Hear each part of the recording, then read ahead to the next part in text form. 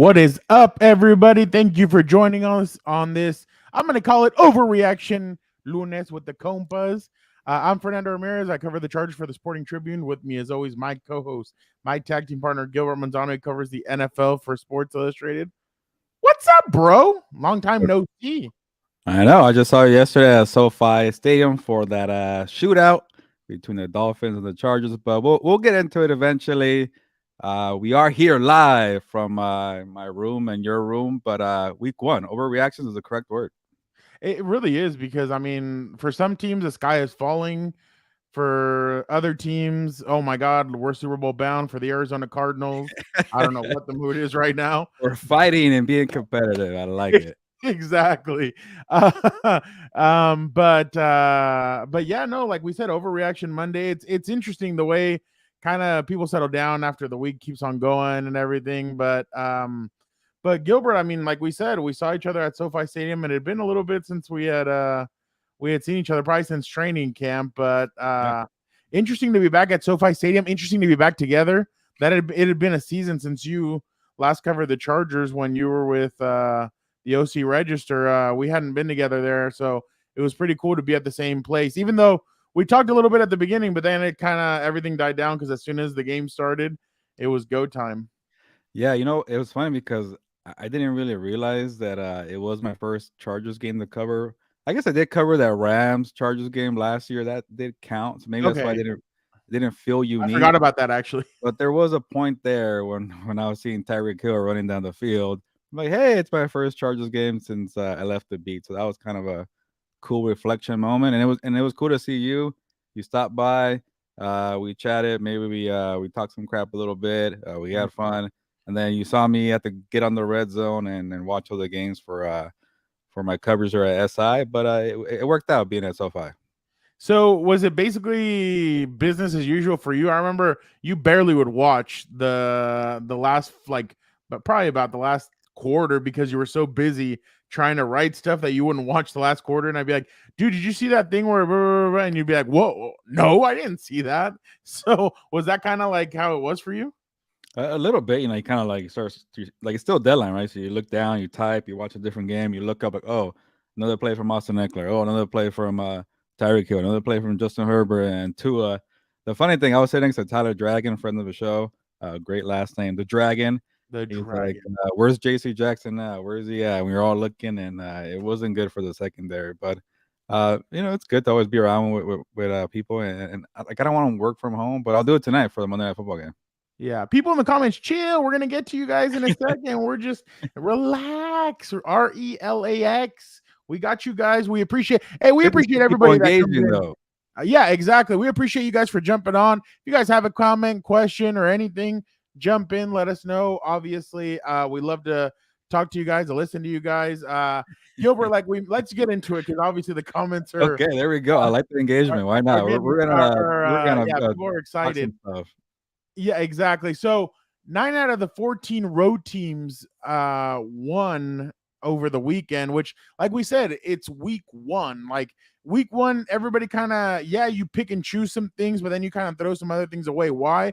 Because it's where everybody's kind of it's a filling out process, especially for some teams like the Chargers. I think like the Rams, who didn't play their starters during they didn't play their starters during the preseason, so this is kind of like the first game action that they've seen in a while. But obviously we're going to start off with the Chargers because both of us were there at SoFi Stadium. The Chargers end up losing 36-34 to the Miami Dolphins. Gilbert, we all know 466 passing yards by Tua Tagovailoa, 215 yards by Tyreek Hill on his own, 2 touchdowns. It was crazy to see. Just it was crossing routes at the beginning, and then in the last quarter it was go long. They can't stop it, go long. So it's just interesting to see that. But let's just go a little bit to the comments real quick. Yeah, go ahead. To your reaction. Guys, the sky is not falling. It's one game. I love our offense. We will be okay. I know it was a bad defensive performance. However, it's one game. I have trust and faith in my coach, and I'm not ready to give up. There you go. Like, there's some positivity there. Positivity Monday. Obviously, a good start to the week. So there you go. Some positivity. So that's good. Here's another one. It's fine. The defense will pick it up this week. I'm not going to overreact. They will start gelling together after a game.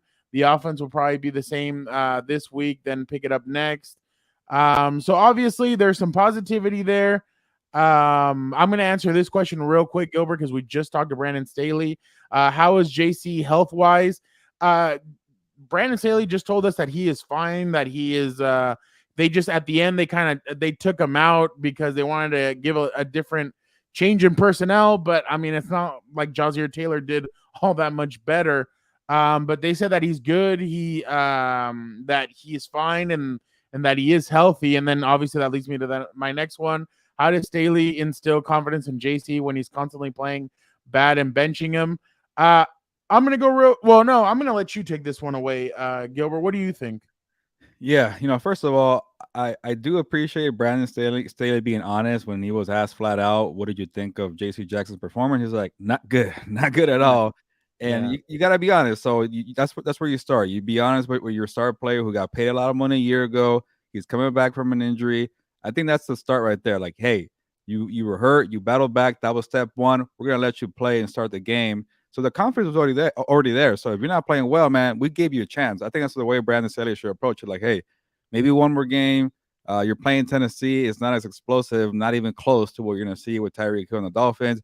If you do okay here, then we're fine. But if he struggles against Treylon Burks, and I guess DeAndre Hopkins is there, but I don't know how much of Hopkins prime he has left. But it was like another disaster. You got to pull the plug early, and it wasn't. But again, he also said it wasn't just J.C. Jackson. Michael Davis, Vato, he struggled, but also that was a nice pass on the fade, the go-ahead touchdown from Tua. What else can you do? But overall, that secondary struggled. They couldn't get a pass rush. The way I see it, Fernando, and I get coaches are going to take the blame all the time, but it should be the blame on Brandon Staley. I get one of the comments is don't overreact, but I'm guessing a lot of Chargers fans are tired of seeing the same thing 2+ years now, and you had the entire offseason to prepare for the Dolphins. You're healthy, they're healthy. What can you do in the next 6 months to figure this out? And you go and you lay an egg like that defensively. Khalil Mack, Derwin James, Joey Bosa, those guys, 0 sacks, no interceptions, nothing. Well, Jesse Jackson got the interception, by the way. But there wasn't that many impact plays. And after a while, you start feeling like the excuses get tiring for Brandon Staley. He is the guy with the defensive background. His mentor, Vic Fangio's on the other side. He also struggled. He understands what's going on.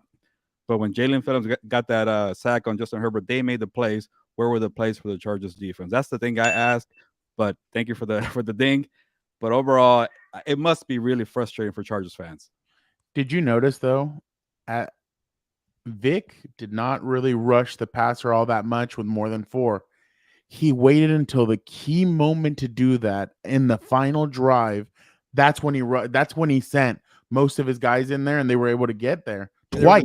There was a cornerback on that sack too with Jalen. Exactly. Phillips. They sent for most of the game, they hadn't really sent all that much pressure. He waited until the final drive to throw the pressure at them that they hadn't seen, and I think they were overwhelmed. So that was very impressive by Vic. I mean, I understand that the whole game your defense had been struggling, stopping the run, doing everything, but that's what a defense with a bright future has. The moments when you need it, boom, they're able to get there. Instilling confidence in JC Jackson, I just don't know. It's gonna have to happen on the field. I mean, I thought the bright spot was gonna be that interception. I thought, he's gonna feel good, and then he kind of jumped out of bounds, and he should have just taken a knee there. Because think about it, that's what set up everything. He goes, he gets out of the 7-yard line. Justin Herbert gets sacked at the 1-yard line. Then they punt on the very next play. Tua goes deep to Tyreek Hill, who's covering him, J.C. Jackson. That's a great point by you. He was so close to making a big play, then he goes and takes it out. Exactly. So that was a little rough to see that, but let's get to some of these comments. I actually like some of these. I like the engagement here. Yeah. God, that's gonna be the most. By the way, tonight. Hey, the final night. Yeah, it fights me. Tonight is the final night that Vince McMahon will be in control of Monday Night Raw. It's an end of an era, Gilbert, but we're not here. Nobody's here to listen to me rant about wrestling. Uh, so Morgan says, I feel like they didn't use the secondary the right way. DJ should have been a spy on Hill. Seems DJ wasn't in on the plays to Hill. It seems to me, and I don't know how you see, I thought Mike McDaniel kind of took a page out of Belichick in a sense and went away from DJ a lot of the plays. It's kind of like, let's attack him other ways. Let's do this. Let's do that. I was very surprised in that way too, because there is a lot of inexperience at the safety position. I mean, Alohi Gilman has been there, but JT Woods is brand new. I kind of agree with that. And the other thing was they weren't pressing Gilbert like they were last year. I don't know if like they kind of got nervous that, hey, let's not do the same thing we did last year because we know that they're gonna change things up. But man, Tyreek Hill's a small guy. Like I'm surprised with Vato, just didn't go up and jam him at the line or try and do something to kind of disrupt him a little bit, maybe shove him. Heck, even at times, bring down Derwin, have Derwin be the one that locks him up, then have him go away, and then the corner can take care of him, and then Derwin can do whatever he's doing, but at least chip him or do something off the – because at times he was in the slot doing the damage. So I was very I thought that was a little bit disappointing as well. The game planning and the lack of adjustments. I just didn't think that they adjusted all that well. And it goes back to last year. I mean, Gilbert, I know Joe Lombardi took a lot of heat because in the second half they wouldn't score points. Where is it now? I mean, the offense scored 17 in the first half. Offense scored 17 in the second half. You can't blame the offense for what's happening here. Well, let me ask you a question because I thought it was a little strange how heavy they ran the football, and they did a good job. Finally, around the horn, or which one? No, which one? Around the horn, but they had two running backs actually contributing, not Austin Eckler by himself, Joshua Kelly. But let me ask you this, Fernando, because when you're in a shootout and it's all about scoring points, I want to see more downfield shots. Yeah. But I wonder how gassed the defense was, where Kellen Moore is kind of like handcuffed. Like, you want me to call more run plays to give you guys time to chill and settle down? All right, I'll do it. It's working, but it's kind of like not really getting us in the groove because we spent all offseason talking about the four wide receivers, Quentin Johnson and Josh Palmer. Where were those guys when times got tough?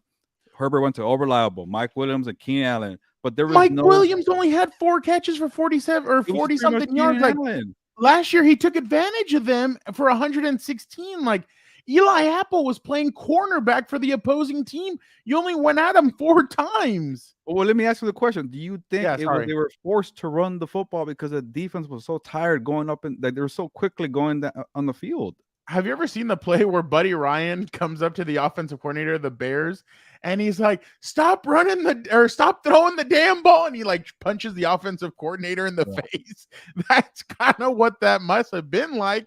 But I agree with you. Like, what? Like, I understand like your defense was gassed and everything, but you have to match stride for stride. And if you could have scored quick, then go down the field. Yesterday, the only down the field pass that I saw was the one to Keenan Allen. The one where he goes down and he the other one was the Austin Eckler, but that was a check down that turned into a 35-yard gain. But other than that, I was just very disappointed in the fact that they didn't take more shots. And I understand, okay, maybe your guys are gassed and everything, but it's just bad. It was a bad look. But Gilbert, let's get to these comments real quick, a little bit more. Gilbert, somebody has a question for you. Gilbert, Chargers were up 24-20 in the third. 1 at 40. They couldn't stop the run. What were they doing throwing the ball? Oh, basically what you just asked me about running the football and everything. So they were asking you. So what do you think? I probably read the comment. That's why I got it in my head. But yeah, I just don't understand it. Like I thought Justin Herbert played okay, but it wasn't a great performance. And then, I don't know how much was on him either. So yeah, I get it. But, I know people don't want to hear this, but I was really impressed with Tua. And when you're only playing, when you're just going to one guy and you know what's coming every single time and you still can't stop it, that's a major defensive problem. I wish Herbert was a little more aggressive, but that could be the play calling. It was 50-50. I wish the wide receivers got more involved. But overall, it kind of felt like a simple game plan. Well, you know what? And when it was, like you mentioned, the fans didn't throw pressure until the end. So why are we going to the same well all over again? Keenan Allen, like little short pass here.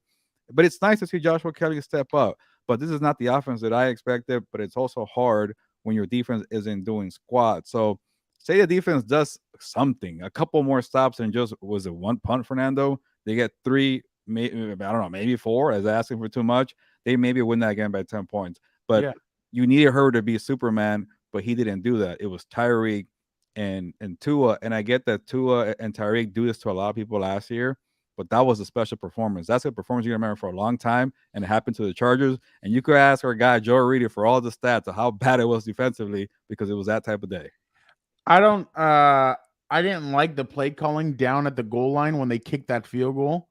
I thought they should have gone for the throat and scored a touchdown, but I thought they kind of played it safe there. And that kind of brought me back to the old like Norv Turner, Mike McCoy, like those old kind of days where at the end of games they kind of rely and they think, oh, we can stop them. Like our defense can give us one stop. No, they couldn't. Like in the second half, it was interception, touchdown, field goal, touchdown, touchdown. Like they punted once. Like that, and that's kind of, I mean, I guess that's kind of the problem. But just real quick, before we move on, Morgan is asking, what do we think of Bash and the pressure down the middle? I mean, Brandon told us right now, Gilbert, that maybe the things that we saw weren't the same things that they saw, but that they thought that they had pressure, that they were pressuring consistently. Yeah, right. I 0 sacks, like like I understand Tua gets the ball out quickly. Yes, I get it. Yeah, he did say that.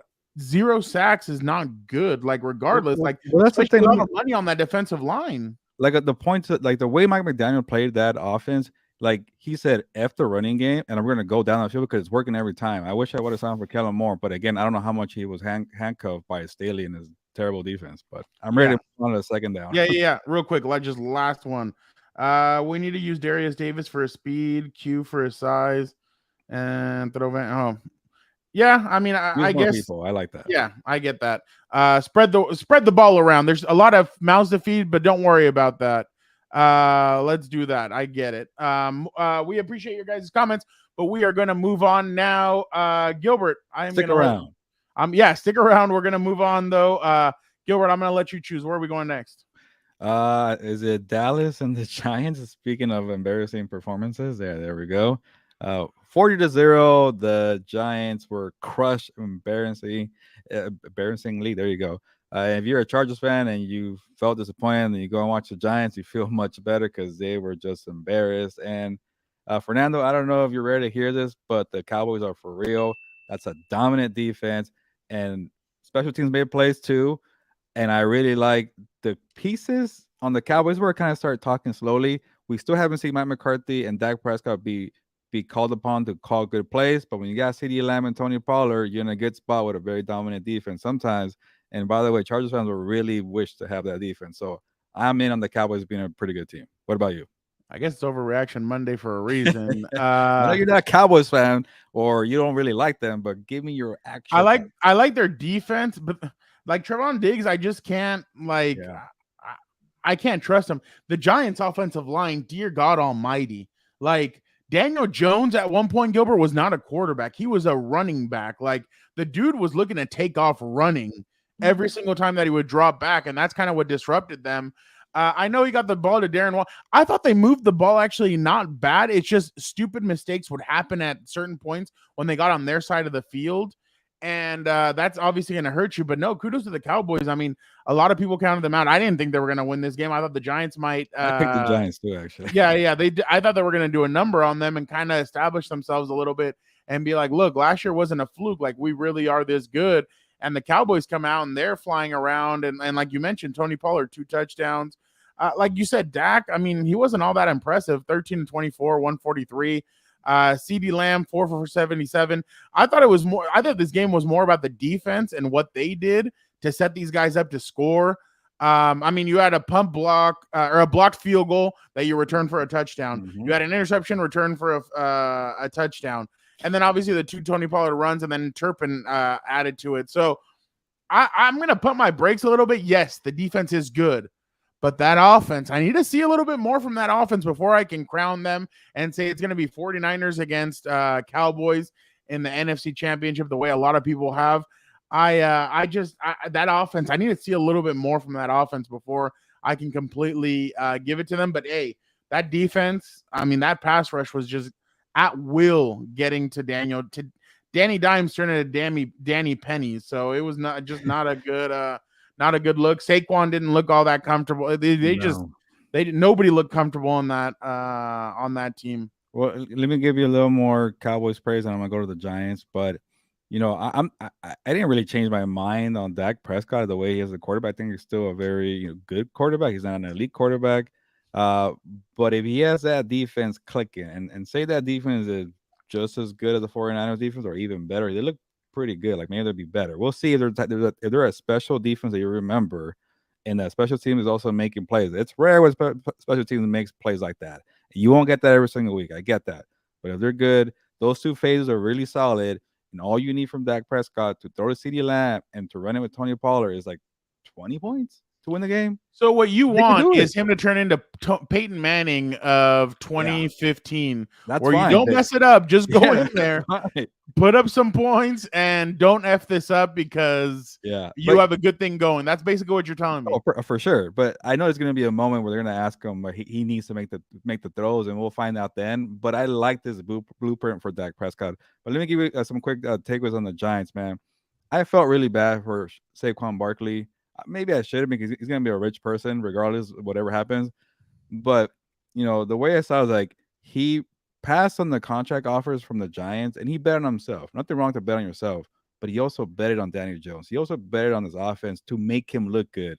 You ain't getting paid if you're looking that terrible every single week. So I feel like if they keep struggling and the season's over and he's trying to get more money, he might not get what he wants because he bet on the Giants. Vic, the producer, I agree with what you just sent us. He just said, can Cowboys and Giants be out of Sunday Night Football? Thank God somebody else said it. I've been saying that for years. It's like a tradition, not like unlike any other tradition that nobody wants, like except for Cowboys and Giants fans, but everybody else, like maybe not even Giants fans anymore. I know. Like I hate having that game on Sunday Night Football. Why didn't you put the Dolphins against the Chargers on Sunday Night Football, or the 49ers and the Steelers, or something better like that? And I get it. Jerry Jones, the Cowboys are the most profitable team in the NFL. We get it. But it's like, dude, come on. Like, nobody wanted to see that. Like, and I get it. Like, viewership is probably going to come out in a little bit, and they're going to be like, oh, we broke these. It's incredible that every week they're breaking this record and that record. But I mean, I get it, I guess. But yeah, Gilbert, the Giants, I think, maybe need to settle down a little bit, but I just don't know what. Like, I want to see more from the Cowboys. I'm really interested in what these next few weeks are going to be like. Their defense, though, I mean, Stephon Gilmore adds a different dimension to that, for sure. Like, Jesus Navarro saying, yeah, 49ers versus Steelers would have been solid. Yeah, it would have. Like, that would have been a good Sunday Night Football game. Like, that would have been fun to see Christian McCaffrey, they would have driven that Nick Bosa thing home. Like, he's home. He just got here on Thursday and he's already making an impact. That was still a blowout, but it would have been better because at least the Steelers scored 7 points and the Giants scored nothing. And then obviously the terrible towels in the fourth quarter, renegade, everything going. Like, that would have been fun. But yeah, I just need to see a little bit more from this Cowboys team. Yeah, but I am impressed. I am impressed by the Cowboys. I'll take it. The offense is just the only concerning part to me. I need to see a little bit more. And I could tell at one point, I know they were up, but CeeDee Lamb, I don't think was too happy that he didn't get many a little balls. bit more. Yeah, like, what can you do? It's a blowout. It was 26-0 by the second quarter. He's like right back in WWE. Feed me more. Feed me more. I need to get paid too, actually, so maybe you're right. Yeah. Oh, God. Oh, did you hear that? He wants more money. That WWE isn't offering him enough. Yeah. Good luck, dude. You haven't even won a championship and you're trying to negotiate for more money. Save it for Barry of the week the next day. Yeah, I know, exactly. Gilbert, next one. Yeah. Let's go. Steelers, 49ers, or Bengals and Browns? No, Bengals and Browns. Let's do that. Okay, this is where the overreactions are legit, because I'm just saving it. I'm just saying it to save my behind, because my Super Bowl pick, Fernando, the Bengals, and they do not look like a Super Bowl team. But yeah, they struggle. Joe Burrow has 82 passing yards. They didn't even score a touchdown. Hey, but you know what I really like, Fernando? Jamar Chase doubled down by calling the Browns the Elves again, because you're not gonna panic. You're like, oh, I regret saying it. No, they're still the Elves to us. We're still the best in the team in the division. I like that mindset, but they got their butt whooped. I'll say that. I I didn't get one of these. I was kind of disappointed. Like I Do you like have seeing. faith in a fantasy team or what? No. I had T Higgins and Joe Burrow, Oh, so that was a rough day. By the way, I think it'd be a monumental disappointment if the Bengals let go of T oh, Higgins. I'm with you. I mean, it's gonna be ugly if they let him go. But going back to what you were saying, I understand but I'm with you. I think the Bengals are going to be fine. The kids are all right. Like the Bengals are going to be fine. It's an overreaction. Why? Because they just looked ugly. But it was raining. Burrow didn't have a preseason. Basically, he got hurt in one of the first few training camp practices. So I think they're going to be fine. I'm not going to overreact to this. I want to say that the Browns look really good, but then Jack Conklin tears his ACL, Ugh. right tackle. That's going to be a huge loss for them, in my opinion. Or who knows? Maybe they have a Jamari Sawyer on their team and he comes in and they plug him in at right tackle and he does well. But it is concerning as of right now. But their defense look good. Do you see Myles Garrett putting the ball in between his legs like if he was playing basketball? Like all I could think I about didn't there see was that one we're actually. playing basketball, putting it like he was staring down Burrow and he's just like putting the ball in between his like pretending like he has a basketball. I'm like, dude, that's like the ultimate shade of confidence there, I think. But When you get called L's, man, you got to do something back. yeah, no, exactly. But Nick Chubb was Nick Chubb, 106 yards. Watson ran one in. I thought Watson looked a lot more composed, more sure of himself. Last year he kind of looked like a deer in the headlights. But I mean, even Watson wasn't all He's that still kind impressive. of 16 yeah, to he kind of 29, struggled. 154, one touchdown, one interception. What'd Yeah, you say? he still struggled to me. I thought. Yeah.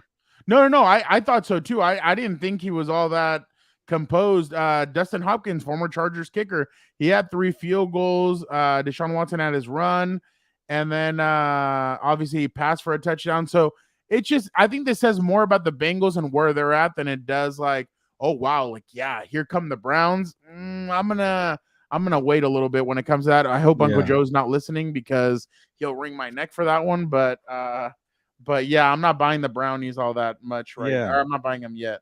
I'll give my analysis more on the Browns because again, I'm okay with the Bengals and a quick story from today from doing research. I was okay. I saw that they lost to the Steelers last year. I forgot about that.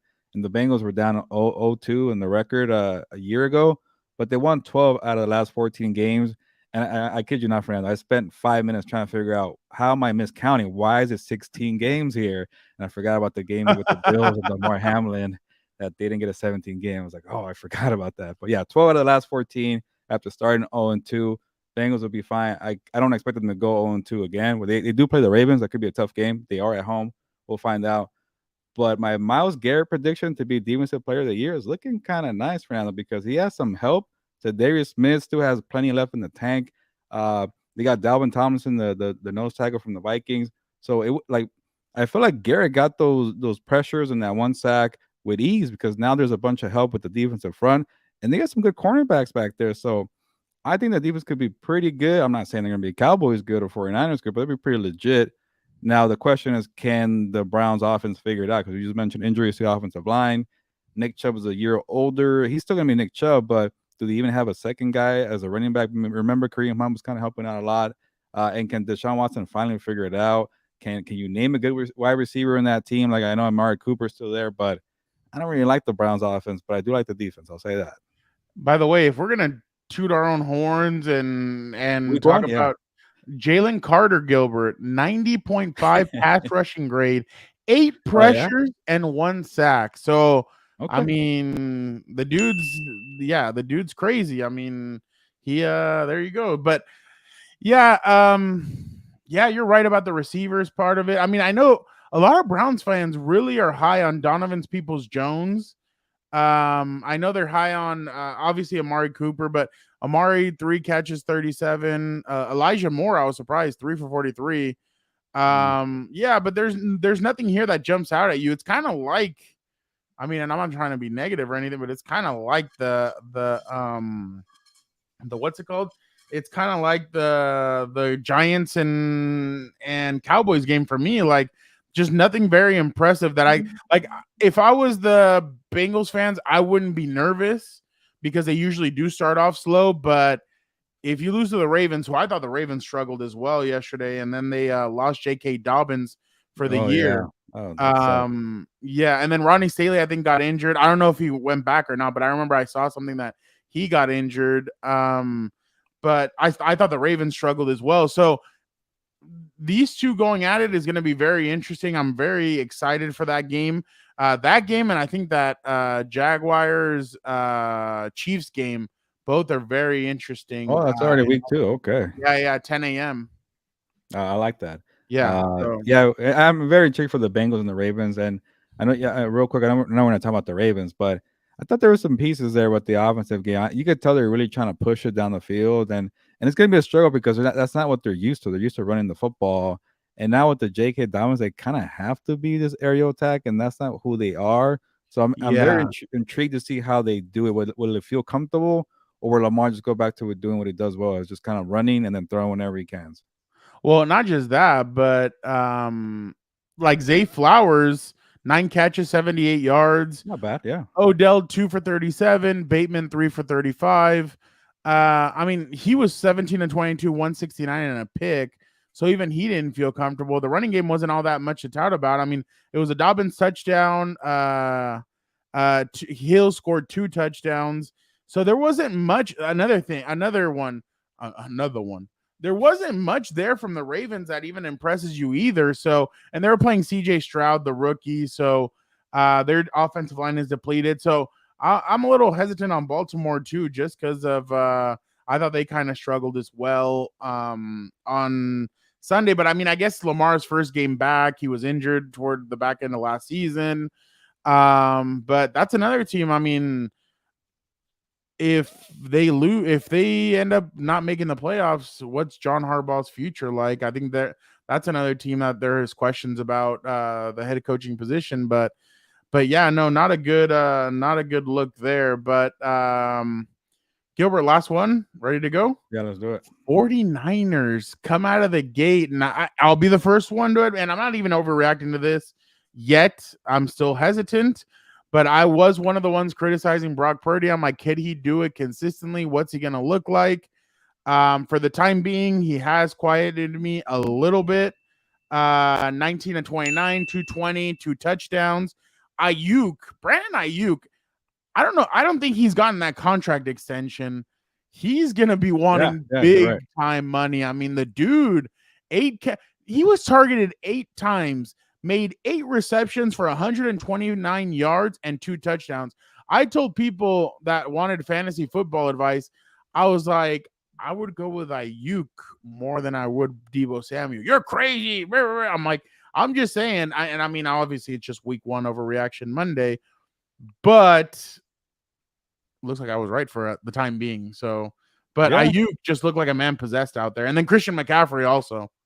Well, the thing with Ayuk and Deebo, like Deebo's not a traditional wide receiver, so you have to kind of game plan, and maybe it takes a while for him to get the ball. And when he does, he's dangerous and explosive. But and Ayuk kind of reminds me a little bit of T. Higgins. I think maybe Ayuk's a better route runner. Not as big as T. Higgins, but they kind of do a little bit of everything as a number 2. But they could probably be a number 1 on a different team. So I do like Brandon Ayuk. And real quick, I'll read the comment here. But for Morgan, 49ers are for real. Great play calling by Shanahan. Yes, they are very for reals. They might be my best team in the NFC. I don't know about the overall NFL, but we'll figure it out during our power poll. Comes out tomorrow or Wednesday. I forget what day, Fernando. But for overreaction week 1 Mondays, I got a couple. One is the Cowboys being really, really good. And the other is I'm ready to say, man, Brock Purdy is a real deal. And I've been saying that since training camp. And when people were bashing me about the Trey Lance negativity that I said, that Trey Lance has struggled. Where's Trey Lance? He's over there with the Cowboys. I'm waiting for my apology about the Trey Lance comments. And then I want 49er fans to finally agree. Brock Purdy's a real deal. Like, you think Shanahan and John Lynch are going to just give away the guy they traded 3 first-round picks for? No, they knew what they had in Brock Purdy. And he showed it out and balled out in the Steelers game. That guy is confident, man. He knows where he's going with the football, and he has so many great weapons. I think he's a better version than Jimmy G. And sometimes with a loaded roster, that's all you need. And I think he could get them to the promised land. I still see them making a trade for not a quarterback. Yeah, Maybe they're a set. receiver or something like that. They always tweak the roster You during know the what they season. need, man. They're so loaded at offense and defense. Like I was worried about the Ufanga injury, but he returned and he made a couple big plays. Like man, they're loaded everywhere. Can you imagine these guys with Mike Evans? If the Tampa Bay Buccaneers traded Mike Evans, like that would be crazy. But Well, they didn't give him a contract, so I could see a trade. But I don't know about the 49ers there. no, I know, but I'm just wishful thinking, I guess. They sacked Kenny Pickett five Yeah, get to the times Steelers yesterday. and Can you like? I need to get to the Steelers, and I wasn't when you tout a quarterback during preseason and everybody gets excited about him, like everybody was for Kenny Pickett. I'm like, red flag. Like you don't want to date her. Like she's sloppy. You don't want that kind of. You don't want to bring that to mom. So I'm like, red flag. Boom. Week 1, this is not an overreaction. I don't think Kenny Pickett is for real. I think they have really good weapons on that team, but I am a little bit interested to see what they're going to do moving forward with Kenny Pickett, but he doesn't look like he's it, to be honest. got an appearance from the gato here. Oh, there you go. Is he naked? Yeah, he's naked. Yeah, Caroline's brother made a joke. I have 2 cats. One is kind of more like skittish, and this one's naked. So he called them naked and afraid. That's a nickname for the 2 cats. There you go. Now he looks like Dr. Evil, Yeah. Evil's cat when they're in cryospace and everything, and it's all naked. Pigglesworth. Yeah. Well, let me give you my Steelers analysis, and you're right on the Kenny Pickett thing, and I'm kind of kicking myself because that was the one thing I really bought into preseason, and I hate preseason. But Kenny Pickett looked very confident and pushing the ball down the field. And maybe it's not his entire fault because that running game, like what's going on with Najee Harris, man? Like they really struggle with running the football there. Give it to Nosh. I guess, but he didn't do anything with it. And I think he looked like Kenny Pickett wanted to push on the field, push the ball, and he was confident. They fell behind pretty early, but when you only score 7 points and you're at home and you only get 240 yards total, I get the 49ers are really good, but you got embarrassed. You didn't put up a fight, and to not put up a fight for a Mike Tomlin coach team, that's really surprising to me. And they have a good defense too. So I don't get what happened with Kenny Pickett. I'm starting to jump the ship there, but I'm glad I didn't pick him for my playoff team because the AFC is just so loaded. And you're not going to compete when your quarterback isn't doing much. You got to have what Tua did with the Dolphins to put up a fight in this loaded AFC. Morgan, I said the same when they got Javon Hargrave.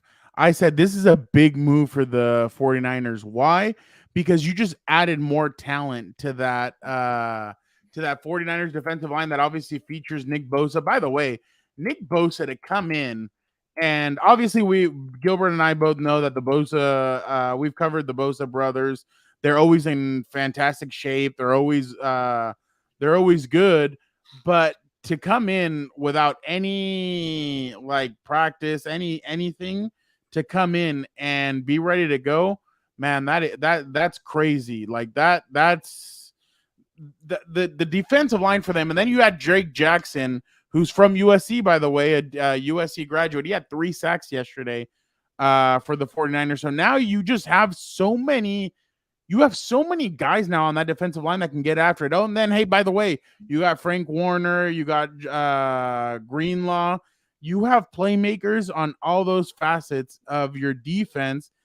They're a dominating defense. And back to your point about Purdy, the fact that he did it against a defense that everybody, I think we all believe that is one of the best defenses in the NFL, and the Pittsburgh Steelers, that's even more impressive. What they did as a whole against the Pittsburgh Steelers defense, that was very impressive by the 49ers offense. So if both can get rolling, man, I think the sky really is the limit for this 49ers team, just because you kind of felt like, oh, what direction are they going to go with in the offseason? Are they going to keep Brock Purdy? Are they going to give Trey Lance the opportunity? They decided to go with Brock Purdy. They've said it from the beginning. That's our quarterback, and they're sticking to him. So now they're full steam ahead, and I really do believe that they're one of the best teams in the NFL. Yeah, no, I'm with you, and I kind of like that Brock Purdy had a little jab for Patrick Peterson in the press conference because I think Patrick Peterson said that Brock Purdy he kind of tells what he's going to go to on the field during his podcast. He said, those guys with podcasts they were just saying random stuff, Yeah. Fernando. Uh, but I guess Brock Purdy remembered that he said he tells a lot, and then both touchdowns to Ayuk, who was in coverage, Patrick Peterson. And then Brock Purdy in the press conference was like, "Yeah, I think there were two. They were against Patrick Peterson. Yeah, I think so." And so, he used that as bulletin board material. And from what I read on, he's like, he has kind of some like I don't want to give him this, but he has that killer instinct where like Tom Brady, like all he cares about is football, and he's gonna stomp on you. He kind of has a little bit to it, but I get it. That's kind of a high bar. Well, I mean, that's what you need. But Morgan, the season is early, but the 49ers are playing hard on all three phases of the ball. That's completely right. I mean, we'll see what they play the Rams next weekend in LA. I'm interested to see what that stadium is going to look like, but definitely going to be a test. But I agree with you on that. Like if Brock Purdy can have that killer instinct, then I'm definitely all in and I want to see what he does moving forward. But before we head out, Gilbert, who is your compa of week one? Well, I told myself in my head that if I go first, I'm gonna take your guy, and you brought him up, but I also was impressed with him. Brandon Ayuk, man, the 2 touchdowns, 8 receptions, 129 yards, and to embarrass Patrick Peterson not once but twice on a route where he fell, and then on the fade to just get the ball in on the contested catch there. Ayuk, I think he's a real deal, and he gets overlooked a lot from playing with Kittle, McCaffrey, and Debo. So you're right there to tell people that Ayuk's the guy to go to. So he's my compo of the week so far. Drake Jackson, 3 sacks. Oh, you Impressive. going I'm 49ers? gonna go defense. I'm gonna go Okay. defense. Yeah, no, definitely. You know what? I'm gonna pull a book at it. Well, no. Yeah, I'm gonna go with that. I'm gonna go with Drake Jackson defense. I thought he had a great game, 3 sacks. Very impressive. And man, right off the bat, you get 3 sacks. Let's see what you can do now moving forward. And like I said, everybody's gonna be focused on Javon Hargrave, on Nick Bosa. Who else is going to be able to get open and make those plays? So I think it's going to be them. I think he's going to be a guy that is going to make plays. So It's like a factory out there in Santa Clara for pass rushers, man. It's anybody wild. they draft, anybody they sign, automatically turns into one. And but like, look at what DeForest Buckner did yesterday. I think he scored.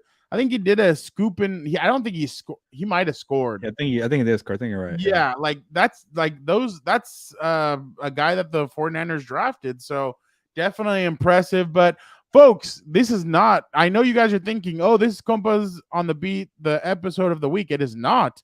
We are going to be doing this all season if time permits, right, Gilbert? We're going to be doing this. Yeah. Go live. I like the engagement questions. Yeah, we're going to be going live every single Monday. Make sure you guys jump in. We will be talking probably about the 4 most interesting things that we saw or games or whatever we feel like that day. Again, we appreciate all the comments, everybody who jumped in, everybody who had a comment, who was engaged. We can't wait to keep on doing it every single Monday. Again, if you guys have any questions, make sure you guys leave it in the comments. We'll try and answer them. We'll answer them here on Mondays as well. So make sure you jump on. Wednesday, the Compas on the Beat will be dropping their episode, though. It'll be a little bit different. It'll be more engaging with Gilbert, Dan and Dago, Victor Producer, and myself. So make sure you guys check that out. We'll be having all that stuff. We'll be asking the guys what they thought about the week. We'll also be having avocado roast as well and burial of the week, obviously. So you guys can check all that out. Dan and Dago's not in a good mood, so you guys won't want to miss the episode. Gilbert, he asked me, how are we letting somebody who's high on the sidelines take advantage of our offense or of our defense? I just started laughing. I'm like, oh my God. So Dan is not a happy Chargers fan. But make sure you guys tune in. But for the time being, again, we appreciate you guys so much. Don't forget to follow us, like, comment, subscribe. Let your compas know what your compas on the beat are doing. Thank you guys so much. Gilbert, ¿sabes qué? Vámonos. Yeah, and real quick for Dan, he started off pretty strong with the Chiefs losing on Thursday Night Football, and then he ended pretty rough. But we'll get to Dan in a day. By the way, But Joe Morley texted me a picture. He's like, "Is there something wrong with these AFC West standings?" And I'm like, "Oh my god!" And it's obviously the Raiders at top. I'm yeah, like, yeah. I just started laughing. I'm like, I hope you enjoy it and take a screenshot and frame it because that might be the last time. And he starts laughing, and he's like, "You know, I have to give everybody crap on this." I'm like, I can't wait to see your Yeah. TikTok videos. Well, hopefully we get to the Raiders on Tuesday or Wednesday. I keep forgetting the day. But yeah, it's a new format, and I appreciate you guys jumping on to engage here with the comments. That was fun. We'll try to do it every Monday, and check out the one with all four of us also dropping later this week. But plenty of options. If you came for the Chargers, you got some today, but you want full 24/7 coverage, check out What's Up Boat. If you care for the rounds, check out House of Horns. And we've been dropping the ball, but if you want combat sports, we're going to give it to you on Combat Compas. But on that note, Fernando, ya nos vamos, pues vámonos. Yeah. Wow, what an ending.